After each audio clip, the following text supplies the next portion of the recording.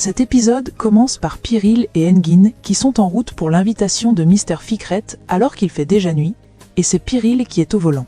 Engin n'arrête pas de la regarder, et quand elle lui demande pourquoi, il dit que la couleur bleue lui va bien. Piril lui dit qu'elle a mis cette couleur pour un objectif précis, et Engin n'en croit pas ses oreilles. Il lui fait la remarque sur l'amour qu'elle a pour le travail, et Piril s'affirme. Elle fait mention de Sérène, et Engin constate un semblant de jalousie dans ses mots. Et quand il demande pourquoi Piril lui en veut, elle ne donne pas sa réponse. Plus tard, Piril et Engin sont déjà arrivés, ainsi que Fifi et Melek. Mélo propose à Fifi d'entrer, mais elle refuse parce qu'ils ne connaissent personne à l'intérieur et qu'il est préférable d'attendre l'arrivée de Eda et Serkan. Fifi complimente le look de Mélo. Mélo se met à parler de l'homme de ses rêves dont elle l'imagine. De l'autre côté, Madame Aydan est sur son canapé et elle se contente d'inhaler le parfum de la lavande. Seifi la rejoint et lui dit que Eda lui a laissé un message. Il ouvre sa tablette et met une vidéo de Eda qui s'excuse d'avoir traversé la limite, mais qu'elle n'avait pas de mauvaises intentions. Madame Aydan ne comprend pas pourquoi elle dit cela, et Seifi lui montre une autre vidéo. Dans cette vidéo, Madame Aydan se voit sortir de leur propriété avec Eda et traverser le portail sans avoir de crise. Madame Aydan n'arrive pas à croire ce qu'elle voit. Elle est complètement émue et se met à couler des larmes de joie, et Seifi lui aussi. Elle se sent tellement heureuse qu'elle demande à Seifi de recommencer la vidéo. De l'autre côté, Mélo est sur le point d'entrer sans plus attendre, mais heureusement, Eda y parvient à temps avec Serkan. Eda est contente de les voir, et Serkan complimente Mélo.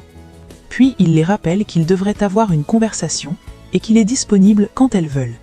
Mais Eda s'en moque et leur dit que Serkan ne dira pas plus de 2 phrases. Par la suite, Mr. Ficret vient leur souhaiter une bienvenue.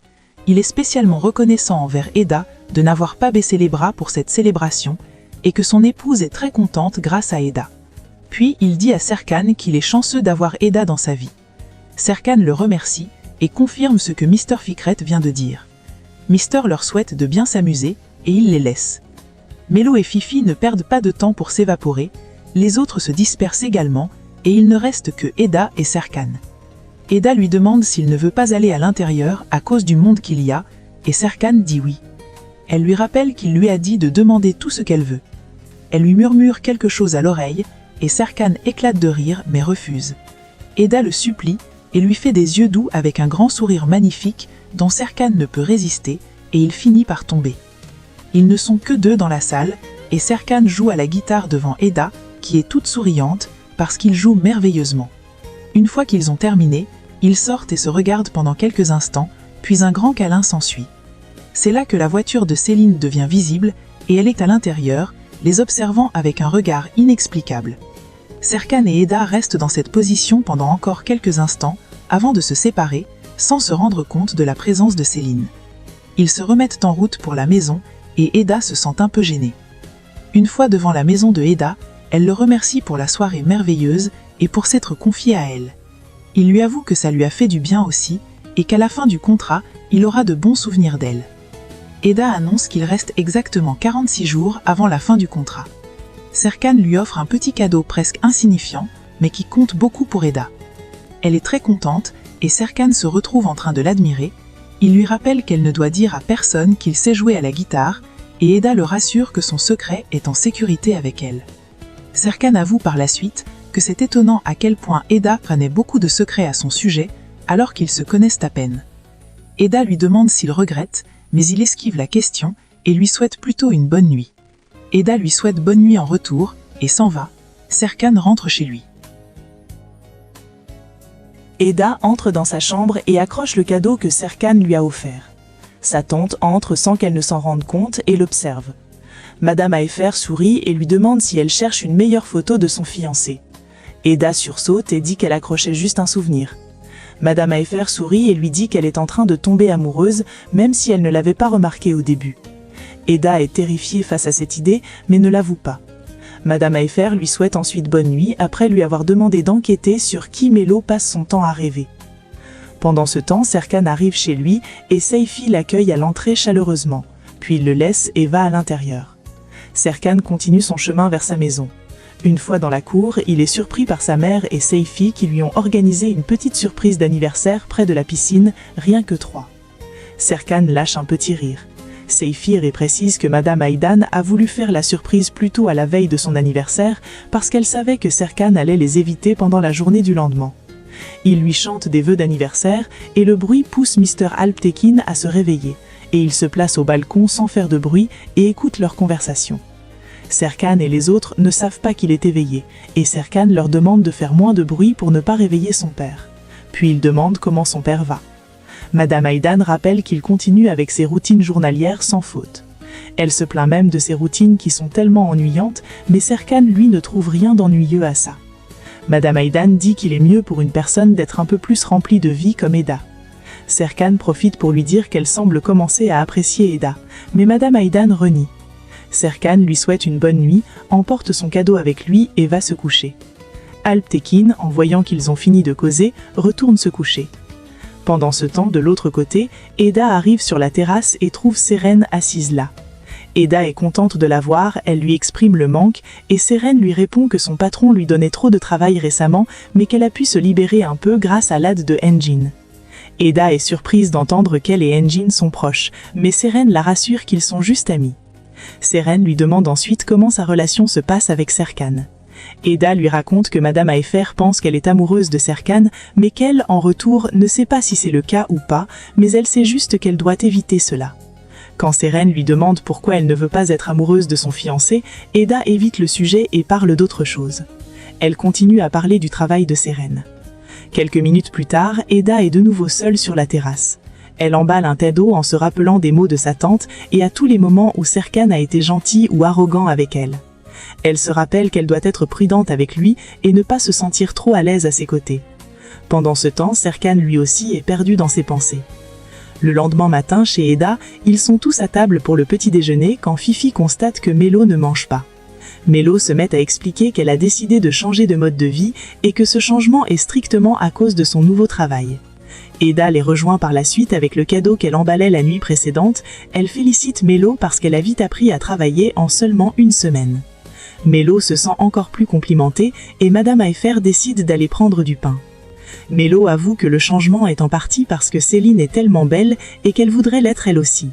Seren demande à Eda ce qu'il y a dans l'emballage de cadeaux et Eda leur dit que c'est un cadeau pour Serkan puisque c'est son anniversaire. Mélo dit qu'elle imagine à quel point ça a été difficile de trouver un cadeau pour Serkan Bolat. Eda rappelle que Serkan n'aime pas fêter son anniversaire mais qu'elle va quand même lui offrir un cadeau, qu'il le veuille ou non. Seren remarque que Eda a quelque chose sur le cœur et quand Seren lui demande ce qui ne va pas, Eda esquive le sujet et parle d'autre chose. Elle continue à parler du travail de Seren. De l'autre côté, Seyfi trouve Madame Aydan dans le jardin encore en train de regarder la vidéo que Eda lui avait faite. Seyfi lui propose d'aller annoncer la nouvelle à Mr. Alptekin, mais elle dit qu'elle ne peut pas encore le faire parce qu'elle n'a pas encore bien digéré la nouvelle elle-même. Mais Seyfi réussit à la convaincre d'aller lui montrer.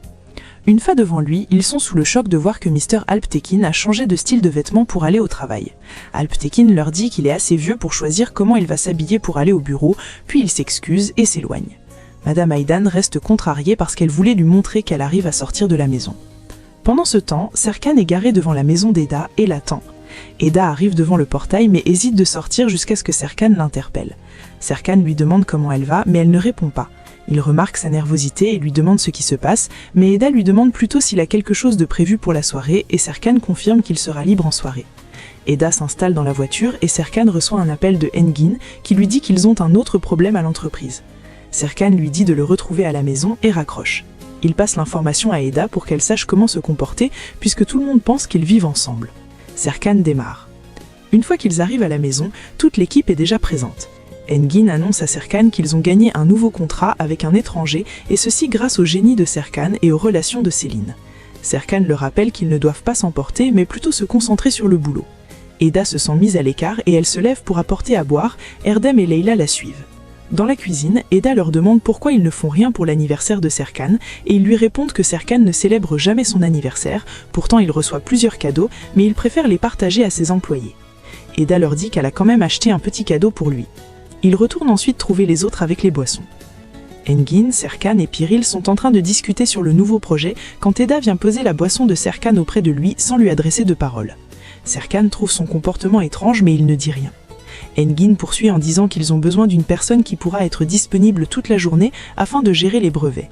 Eda entend cela et se propose directement, et Serkan lui demande si elle sait faire un brevet, mais Eda le rassure que c'est sa spécialité à elle.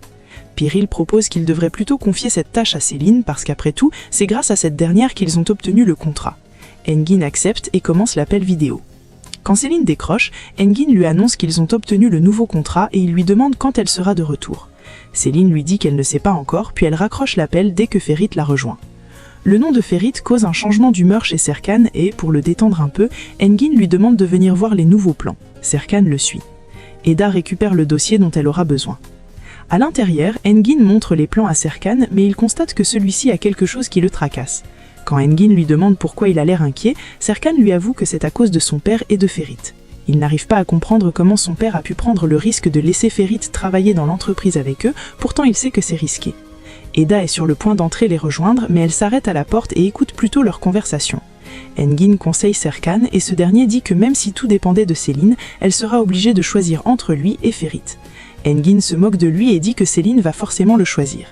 Eda entend cela et s'éloigne. Engin fait de même. Eda s'apprête à partir quand Madame Aydan arrive et les salue tous avant d'aller retrouver Serkan à l'intérieur. Elle lui fait comprendre qu'elle est contente de les voir travailler dès la maison et elle le félicite pour le nouveau contrat. Serkan lui dit que c'est juste grâce à Céline qu'ils ont eu ce contrat et donc les félicitations reviennent plutôt à Céline. Madame Aydan lui demande s'il devrait penser à offrir un cadeau à Céline, mais Serkan lui dit que ça ne sera pas nécessaire. Elle lui pose encore quelques questions, puis elle sort. Eda entre à son tour et Serkan lui demande si elle va bien. Eda répond plutôt qu'elle est sur le point de partir pour les brevets. Serkan profite et lui demande de commander des fleurs pour Céline et de les envoyer en son nom à lui. Eda lui dit qu'il n'a pas à s'en faire puisqu'elle est fleuriste et elle saura très bien s'en occuper. Piril les rejoint et remet un autre dossier à Eda. Serkan lui demande encore une fois si elle pense qu'elle sera capable de gérer cette tâche et il lui dit d'être très prudente avec les documents que Piril lui a remis. Eda affirme et s'éloigne. Eda prend son sac et se met en route, mais elle s'arrête un instant pour demander de l'aide à Fifi qui accepte volontairement de l'aider. Eda lui explique qu'on lui a confié une tâche alors qu'elle ne sait pas comment s'y prendre pour l'accomplir. Pendant ce temps, à l'entreprise, Mélo est en plein travail avec Céline. Céline explique à Mélo qu'elles doivent aller vers la presse pour leur parler du nouveau projet que Serkan vient d'acquérir parce que c'est un cas particulier. Mélo dit qu'elle comprend puis elle continue à bavarder. Céline lui propose d'aller manger quelque chose, mais Mélo refuse parce qu'elle suit un régime alimentaire. Céline la laisse donc pour prendre sa pause.